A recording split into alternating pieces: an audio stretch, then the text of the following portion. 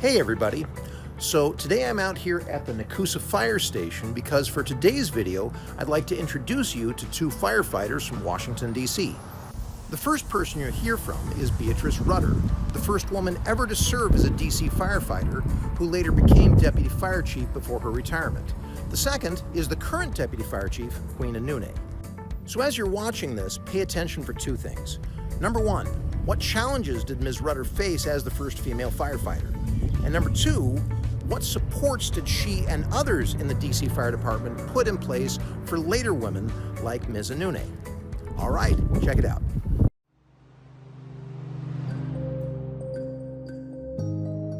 I am former Deputy Fire Chief Beatrice Rudder. I joined in 1978 and I retired in May of 2006. The gravitas of being the first was an evolving process. And as the years progressed, the responsibility became more clear. Starting at the training academy, I think I surprised some of the administration there who thought that I would not be able to perform the tasks. And in fact, I did everything that everyone else did and stayed within standard. They sent me to one of the most active companies, Engine 4. I experienced a lot of misogyny, blatant acts of hatred. And then on the other hand, there were men who supported me and motivated me to do well. What they did not realize was that that negative reinforcement propelled me to do the best I could. We all slept together in one bedroom, one dormitory. I come from a family with 4 siblings, so I just thought, okay, this is my family. There is nothing I could have done as a black woman that would change their mind. Those guys who used to spit at me when I walked past them, the guys who short-sheeted my bed, and all other kinds of pranks, every time they did that, I said, thank you.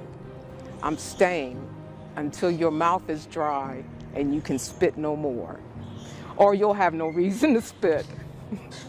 It was such an honor to serve our citizens. Oh my God. And the most beautiful gift in my life, with the exception of my son.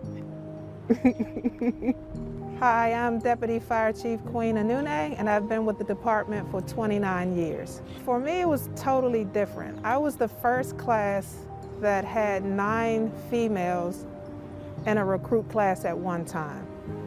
We were from different parts of the city, different high schools, but there was a sense of warmth in seeing that many females.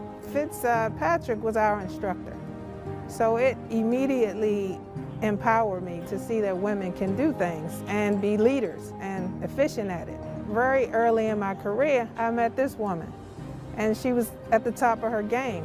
Uniform, impeccable, respectful, respected by everyone. When you mentioned her name, you knew she was capable. I started talking to her about upward mobility, and she was never any nonsense when it came to what she expected of me if I were to make myself a public figure as a woman officer. And then our relationship grew to outside of the job.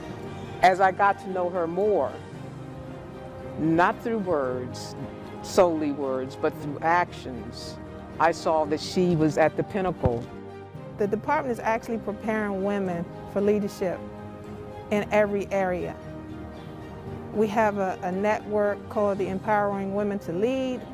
I've formulated the Women Advisory Council that's comprised of mostly officers, but within our group we're now trying to reach younger women to replace us. I applaud you. I applaud you. I think you have done a marvelous job, and I'm going to do something personal here. The other day we had a little bit of back and forth on the text, and I said to her, you carried this torch so well. Thank you. I appreciate it. That means everything to me, and you know that. You're gonna Thank you cry. so much. This is International Women's Month, and I'm sitting by my mentor. I'm on fire right now. I hope this ignites a fire in the belly of anybody who watches it. The more you invest, the greater the return. In your quest to the top, don't forget to reach back, because somebody needs you. All right, you're up. Question number 1. What challenges did Ms. Rudder face as the first female firefighter? And number 2, what supports did she and others in the DC Fire Department put in place for other women to come later on? And bonus points, what impact did it have on Ms. Anune enjoying those supports? All right, have a good one.